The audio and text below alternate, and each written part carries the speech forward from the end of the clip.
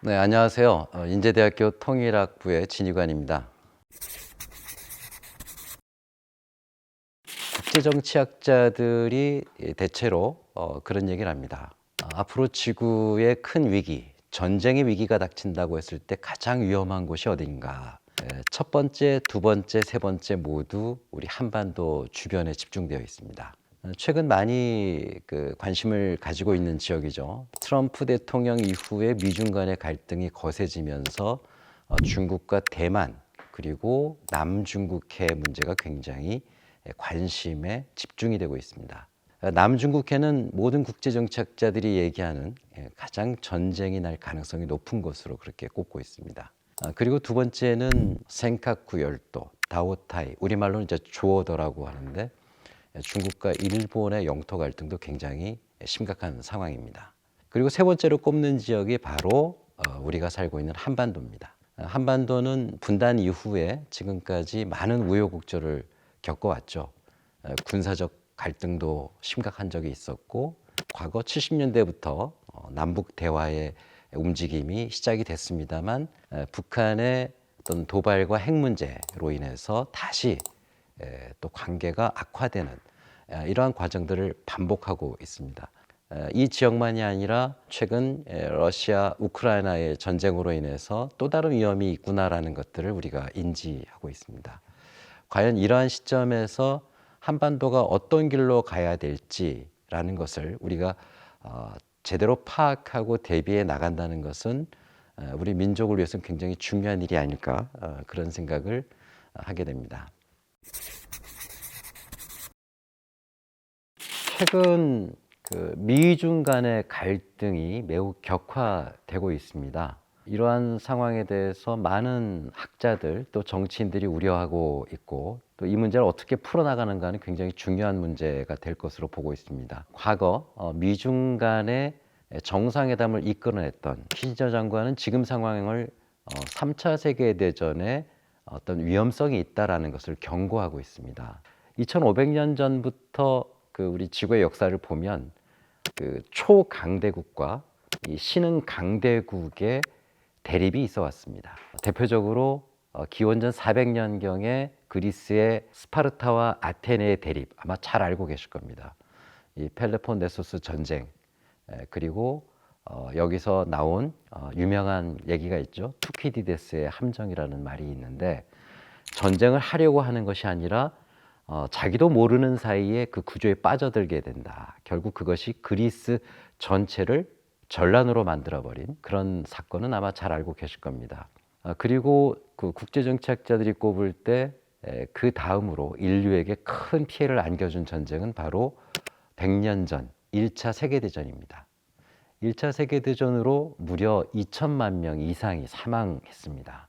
인류가 발명한 기계로 했던 최초의 전쟁이기 때문에 그 이전의 전쟁과는 다른 엄청난 피해를 가져왔습니다. 그리고 지금 미중 간의 대립을 보면서 많은 전문가들이 그런 우려를 하고 있고 이것을 어떻게든 우리가 막아야 되지 않느냐라는 그런 얘기들을 하고 있습니다. 이 몇 가지의 특징적인 전쟁들을 보면 공통점이 있습니다. 바로 아까 말씀드린 초강대국과 신흥 강대국의 대립. 이 대립은 바로 경제력의 대립이었다. GDP의 전쟁이었다라고 얘기할 수 있습니다. 과거 스파르타도 아테네에게 경제력이 역전되는 과정에서 갈등이 심화되고 전쟁으로 이어졌고요. 1차 세계대전 역시도 영국과 독일의 GDP가 역전되는 1910년대에 결국 큰 전쟁으로 비화됐습니다. 또한 최근 미중 간의 대립 역시도 2015년 이후부터 중국과 미국의 경제력이 역전되진 않았지만 곧 역전된다는 예측이 나오고 있고 적어도 2025년경 앞으로 얼마 안 되어서 중국의 경제력이 미국을 앞설 것으로 그렇게 보고 있습니다. 그렇다고 한다면 초강대국인 미국 입장에서 지금의 상황을 그대로 놓고 보기는 어렵겠죠.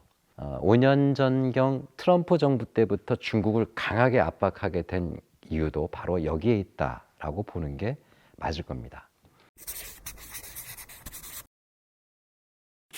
또 얼마 전 그 미 국방부에서 나온 이야기인데요. 대만 문제에 대해서 굉장히 민감한 얘기가 나왔었습니다. 세계의 경제를 좌우하는 생산품 중에 하나가 반도체 아니겠습니까? 대만에 잘 아시는 TSMC라는 세계 반도체 2위의 기업이 있습니다. 특히 대만은 전 세계가 주문하는 반도체를 생산하는 그것을 이제 파운드리라고 얘기를 합니다만 파운드리 반도체 세계 1위 국가입니다. 대만이 만약에 중국의 영향권에 들어간다라는 가정을 했을 때 미국 입장에서는 굉장히 위험하다라고 판단하는 것이거든요. 즉 그렇게 됐을 경우에는 미국의 경제력에도 심각한 위기를 가져오게 되고 이것은 경제 위기만이 아니라 안보 위기까지 이어질 수가 있다라고 판단하는 것입니다. 따라서 대만 문제에 대해서 최근 굉장히 민감하게 미국이 얘기하고 그렇게 받아들이고 있는 것을 알 수가 있습니다. 물론 큰 어떤 군사적 위기가 발생해서는 안 되겠죠. 그러나 만에 하나 미중 간의 갈등이 대만 문제 또는 또 다른 문제, 남중국해 문제에서 갈등이 번진다거나 또는 중국과 일본 간의 군사적 어떤 충돌이 미일 군사 동맹의 전쟁 참여로 이어진다거나 이렇게 될 경우 가설입니다만 그럴 경우에는 중국과 군사 동맹을 맺고 있는 북한은 자동적으로 전쟁에 개입하게 됩니다. 그 이야기는 북한이 중국의 적대적인 행위를 하는 군사 기지를 공격해야 되는 일이 발생하게 되거든요. 그럴 경우에 미군 기지가 있는 한국과 일본은 공격 대상이 될 수밖에 없다라는 점은 우리가 굉장히 주의해야 될 점이다라고 보여집니다. 물론 그렇다고 해서 미국이 전쟁을 하려고 할 것인가 그것에 대해서는 많은 학자들이 회의적입니다. 누구도 전쟁을 원하진 않죠. 왜냐하면 과거에 첫 동력을 가지고 했던 1차 세계대전이라든가 그 이전의 전쟁은 재래식 무기 전쟁이었다고 한다면 지금은 초강대국들이 핵무기를 가지고 있습니다.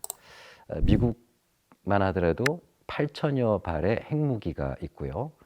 중국도 최소한 500발 이상의 핵무기가 존재합니다. 핵무기 하나의 파괴력만 하더라도요. 과거 히로시마 또 나가사키에 떨어졌던 15킬로톤, 21킬로톤의 핵무기에 비해서 무려 20배 이상, 400킬로톤 이상의 핵탄두들을 지금은 보유하고 있습니다. 그렇기 때문에 전쟁은 인류의 공멸을 가져올 것이기 때문에 어느 나라도 전쟁을 원하지는 않습니다.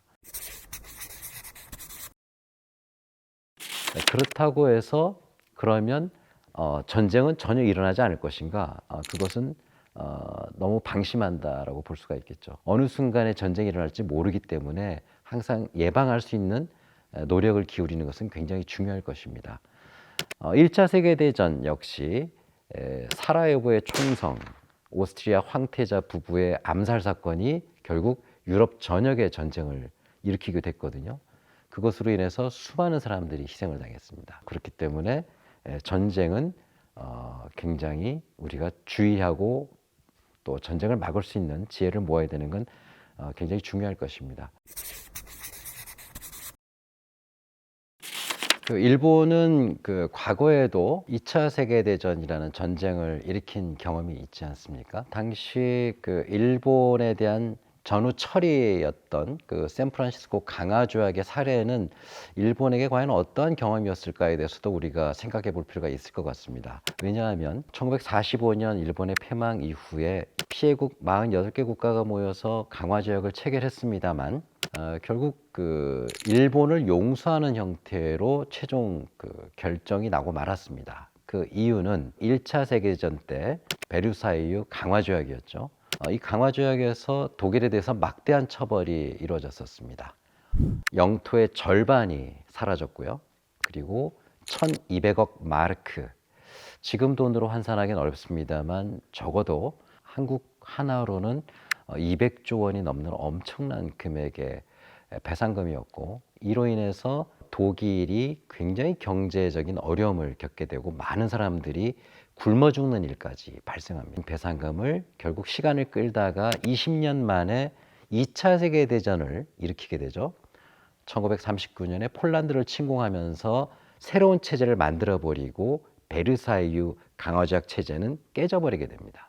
이런 그 경험을 토대로 미국을 비롯한 서방 국가들은 전범 국가에 대한 강력한 처벌이 결국 또 다른 세계 전쟁을 야기했다라는 그런 큰 부담을 갖게 됐었죠.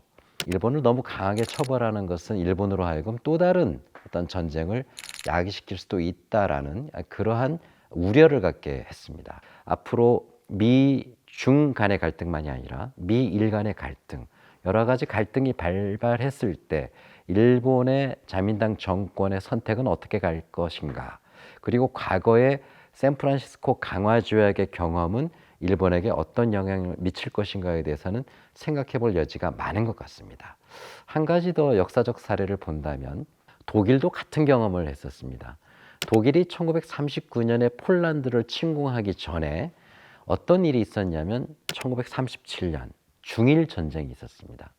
일본이 중국을 침략했고, 즉 만주만이 아니라 본토까지 침략했고 남경에서 대학살이 이루어지기도 합니다. 이런 것들 때문에 국제연맹에서 회의가 이루어지고요. 일본에 대한 강한 성토가 있었습니다. 그러나 그 결과는 어떻게 되었느냐? 일본에 대해서 성토만 했을 뿐이지 어떠한 처벌이나 또는 되돌려 놓으라는 결정도 하지 못하고 끝나게 됩니다. 이 자리에는 1차 세계대전 처벌 국가인 독일도 참석하고 있었고요. 독일은 이것을 보면서 과연 무엇을 생각하고 있었을까에 대해서 국제정책자들은 여러 가지 해석을 하고 있습니다. 바로 폴란드를 침공해도 되지 않겠느냐라는 판단을 하는 중요한 계기가 되지 않았을까라는 우려를 갖고 있는 것이죠. 즉, 그 당시의 역사를 되짚어 본다면 2차 세계대전 이후에 일본을 처리한 과정이라든가 중일전쟁 이후에 국제연맹에서 일본에 대한 대응이라든가 이런 몇 가지를 놓고 봤을 때 앞으로 머지않은 미래에 일본이 주변 국가의 갈등이 발생했을 때 또 다른 동아시아의 큰 위기로 다가올 수도 있지 않느냐, 이런 해석도 가능하다고 봅니다. 그렇기 때문에 이러한 일본, 또 중국, 미국 여러 그 강대국들의 대결 구도 속에서의 큰 위기를 미리 미연에 예방할 수 있는 방법은 무엇일까라는 것들에 대해서 많은 학자들이 또 많은 분들이 고민하고 있는 것이 아닌가라는 생각을 할 수 있습니다. 오늘 준비한 주제는 이상으로 말씀드리고, 더 궁금한 점이 있으시면 댓글로 남겨주시면 또 거기에 또 답을 드리도록 하겠습니다. 감사합니다.